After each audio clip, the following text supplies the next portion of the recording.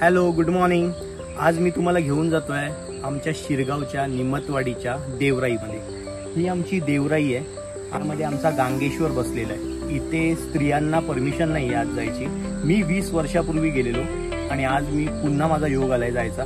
इथे आम्ही जास्त जात नाही कारण गांगोला आवडत नाही, त्याची ठरलेल्या वेळा असतात। आमचा राखणदार आहे तो आणि ह्या पूर्ण राईमध्ये खूप सारी बायोडायव्हर्सिटी जैवविविधता आहे। पुरी हरणं आहेत, इथे सशी आहेत, घोरपडी आहेत, पक्षी आहेत, खूप सारे सशी आहेत। पण इथली एकही प्राण्याची शिकार होत नाही किंवा इथलं एकही पान तोडलं जात नाही कारण आमच्या राखणदाराला ते आवडत नाही। आणि आमचा राखणदार आत बसलेला आहे गांगेश्वर, जो पूर्ण आमच्या गावाचं रक्षण करतो। तर तुम्हाला आज मी गांगेश्वर दाखवतो, आतमधली आमची देवराई। चला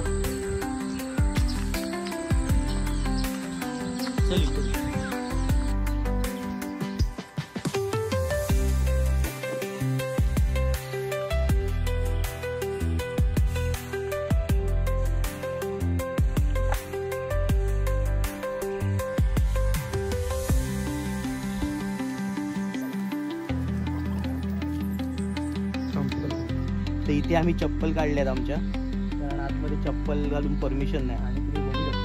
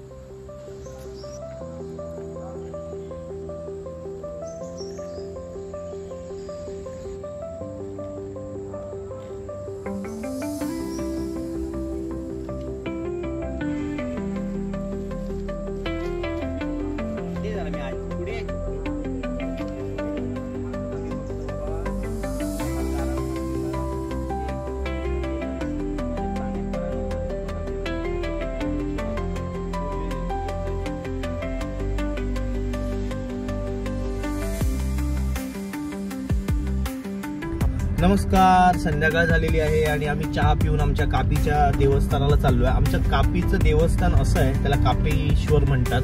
तिथे प्रत्येक येणारा जाणारा त्या रूटला त्या देवळाला नारळ देतो। जेव्हा आंब्याचा सीझन चालू होतो तेव्हा पहिला आंबा हा कापीच्या देवाला ठेवूनच आंबेवाले पुढे नेतात। बोगटे आंबेवाल्यांचं तुम्हाला माहिती आहे, कारण आम्ही तेव्हा कापीवर जायचो तेव्हा त्यांचे ट्रक तर नेहमी सरास आंबा आणि नारळ ठेवायचे।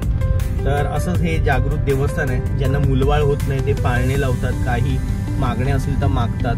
कापीच्या पाठी राय आहे, देवाची राय, आणि ते एक जागृत देवस्थान आहे। तर तुम्हाला आज मी तिकडे घेऊन जातो आणि मी तुम्हाला दाखवतो की जर आज लोक असतील जाणारी तर ते नक्कीच नारळ ठेवतात. त्यांची श्रद्धा आहे की आपण तिथे नारळ ठेवला की आपला घरापर्यंतचा प्रवास हा चांगला होतो. हे आमचं कापीचं देवस्थान आहे. तर चला बघूया.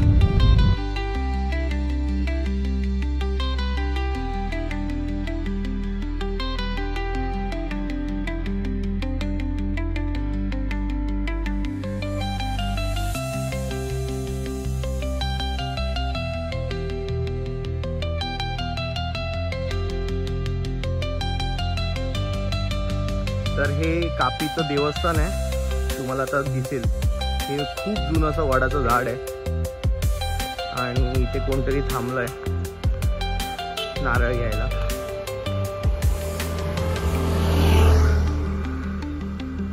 हा कापीचा देव आहे आणि हे छोटंसं त्याचं मंदिर आहे. सगळेजण बघा तिथे हॉर्न घेऊन जातात. प्रत्येक जण येणारा जाणारा तिथे हॉर्न देतो. असं सुंदर देऊळ तुम्हाला तर मी जवळून दाखवतो. ते बघा ह्यांनी पण हॉर्न दिला.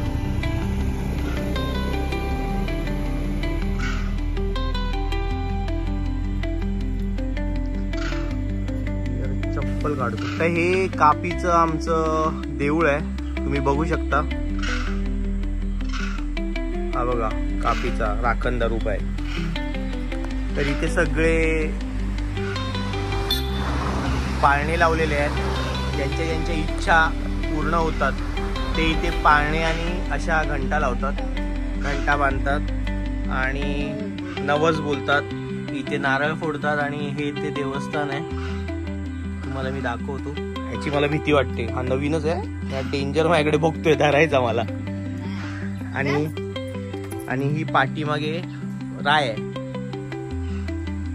सगळी ही पाठी दिसते ती सगळी राय आहे. हे बघा प्रत्येक येणारा जाणारा इथे हॉर्न वाजवून जातो.